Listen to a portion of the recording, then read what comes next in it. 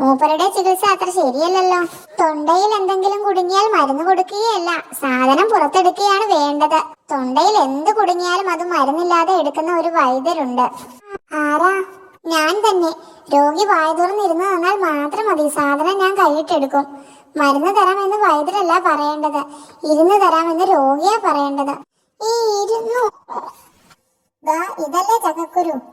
വൈദ്യരാള് കൊള്ളാമല്ലോ. ഷേരുവിന്റെ തൊണ്ടെന്ന ചക്കക്കുരു എടുത്തെന്ന് കേട്ടല്ലോ. ആ വൈദ്യരിപ്പൊ എവിടെയുണ്ട്? ജലദോഷക്കുന്നിലുണ്ട്. 2 ദിവസം നമ്മുടെ കാട്ടിൽ ഉണ്ടാവും. തൊണ്ടേന്ന ചക്കക്കുരു എടുക്കുന്ന വൈദ്യര് പോയോ? ജലദോഷക്കുന്നിലുണ്ട്. ആ ചക്കക്കുരു വൈദ്യര് ഇപ്പൊ എവിടെ ഉണ്ടാവും? പുതിയ വൈദ്യർക്ക് നല്ല കോളായല്ലോ. ഇത് ഞാൻ തിന്നയില്ല, കുടുങ്ങിയത് വേറെയല്ല. ഇത് തിരിച്ചു വെച്ച മറ്റേതെടുക്ക. ഇതിപ്പോ കൈയിടേണ്ട കാര്യമില്ല, ഞാൻ അകത്തേന്ന് എടുത്തിട്ട് വരാം. പുറത്തെടുക്കുന്ന മാങ്ങാണ്ടിയും ചക്കക്കുരുവും ഒക്കെ എവിടെയാ ഇടുന്നത്? വിശന്നിട്ട് വയ്യ. വൈദ്യരെ, എന്റെ അനിയന്റെ തൊണ്ടയിൽ ഒരു തേങ്ങാപ്പൂള് കുടുങ്ങി. മരുന്നില്ലാത്ത സാധനം എടുക്കുന്ന പുതിയ വൈദ്യർ എത്തിയിട്ടുണ്ടല്ലോ, അദ്ദേഹത്തെ കണ്ടില്ലേ? കണ്ടു, അതാ പ്രശ്നമായത്. ആ വൈദ്യരുടെ കൈയും തൊണ്ടയിൽ കുടുങ്ങി, വലിച്ചിട്ട് പോരുന്നില്ല വൈദ്യരെ.